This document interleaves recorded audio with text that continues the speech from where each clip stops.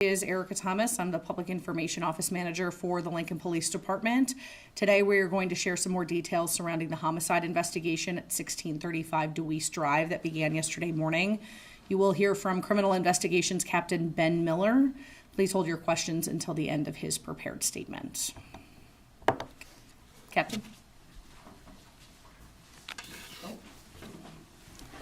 Good morning. I want to begin by sharing my condolences with the family and loved ones of our victim. 43-year-old Tracy Henman of Lincoln was found deceased in her home yesterday morning after officers entered the property during a check welfare call. The suspect, a 40-year-old Lincoln man known to Tracy, remains in the hospital with injuries.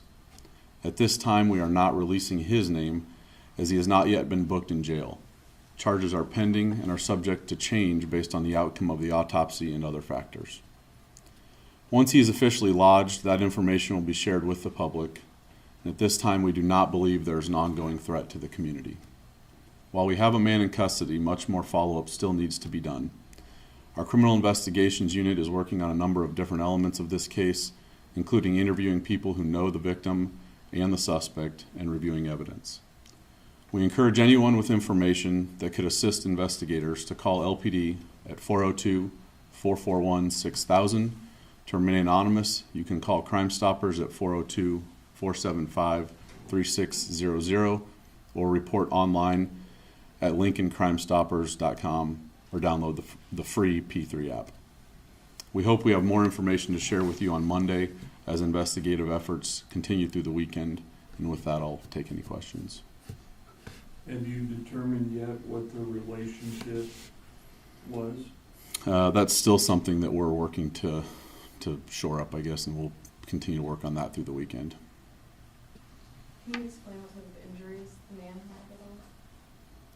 had at all? He had some injuries to his face and neck and arms, but that's all being treated at the hospital right now. Were those offensive injuries? That we're still working to determine. When you say charges are pending, can you give us a glimpse into what charges you're looking at? Well, certainly anytime somebody's found deceased, it would look at murder, any of the murder charges, but some of that needs to be determined based on the autopsy and then having conversations with the county attorney's office and marrying that up with the other evidence that we have. Is there any more information on the scene that you can give us? What it looked like, weapons? Not at this point, no. You don't have anything on the cause of Not right now. That will be probably, we'll have more answers on that tomorrow at some point. Any indication how long the woman been deceased? Not at this point. Again, that'll probably get some clarity tomorrow during the autopsy.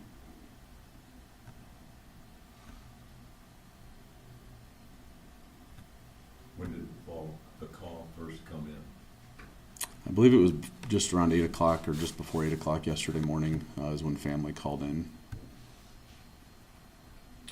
Yesterday, Chief Stilley didn't have the information for this, but we were still curious. Had there been any previous calls to that residence beforehand? That I don't know. I don't think of this nature there were, though, that I'm aware of.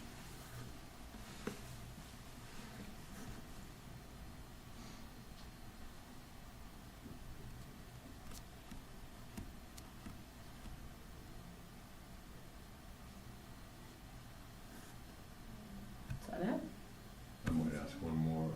It was a welfare check initially, I believe, is that right? That's correct, yes. Family had called in. And do you know the routine that the victim had as far as staying in touch with family members or friends or anything? Yeah, we have some information on that, and I think that's what ultimately drove them calling us, is because some of those routines weren't followed in the days leading up to this. So, Have you guys essentially cleared the scene, or are you still out there working additional clues? I think the scene is still secured at this point. Crime scene techs did leave late last night, early this morning. However, it is still secured.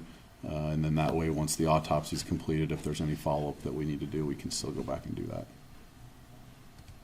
Was she living there with anybody else at the time? She was living there, and she has some children that also stayed there with her on occasion. They were not there when this was reported.